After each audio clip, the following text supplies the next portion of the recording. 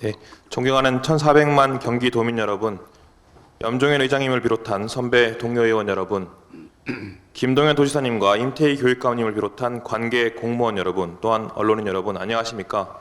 교육기획위원회 소속 수원 출신 국민의힘 이호동 의원입니다.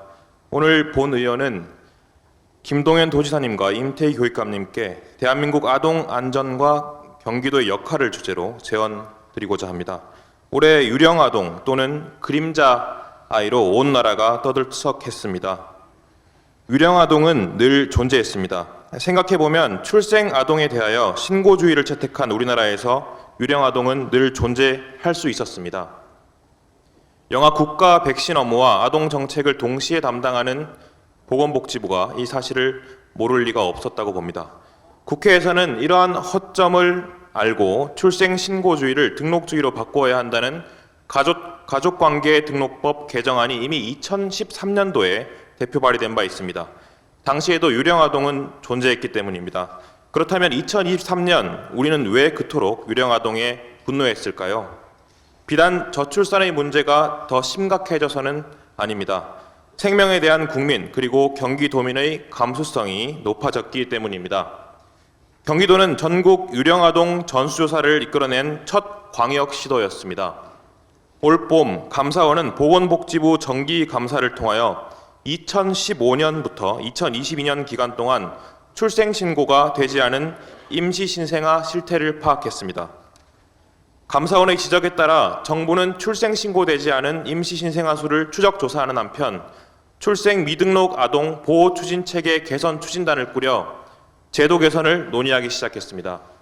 지난 7월 본 의원은 경기도의회 예산결산특별위원회 질의를 통하여 2009년부터 2022년 기간 동안 출생신고되지 않은 임시신생아 4,078명을 공개하고 이들에 대한 전국적 조사를 촉구드린 바 있습니다.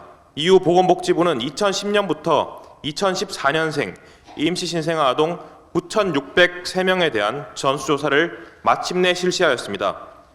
경찰 조사와 함께 지방자치단체 관계 공무원에 의한 아동 출생 신고 여부와 소재 안전이 확인되었습니다.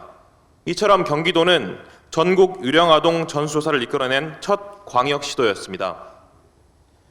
경기도와 경기도교육청이 미인정 해외 출국한 불취약 아동의 안전의 물꼬를 터주시기 바랍니다.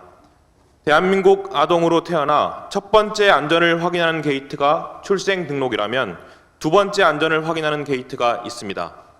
바로 교육부의 의무 취약 관리 제도입니다.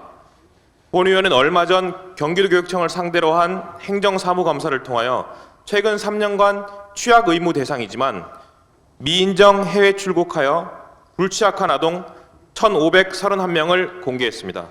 매년 500여 명의 의무 취약 대상 아동이 취약하지 않고 해외로 출국하고 있습니다. 이들이 누구이며 해외에서 안전한지 또한 대한민국 국민으로 해외에서 적정한 의무 교육을 받는지 확인할 길이 없습니다. 아니 확인을 시도해 본 적이 없는 것 같습니다. 이는 경기도와 경기도교육청의 역량의 범주를 벗어났기 때문입니다. 그러나 방법이 없을까요? 그렇지 않습니다. 경기도와 경기도교육청은 대표 광역자치단체이자 대표 시도교육청이기 때문입니다. 김동연 도지사님 그리고 임태희 교육감님, 지사님께서는 경기도 아동의 안전을 담당하시고 교육감님은 경기도 의무취약 대상 아동의 관리를 담당하시고 계십니다. 먼저 김동연 도지사님께 시도지사 협의회를 통하여 보건복지부와 외교부 등의 미인정 해외 출국 불취약 아동에 대한 전수 실태조사를 조속히 건의해 주시기 바랍니다.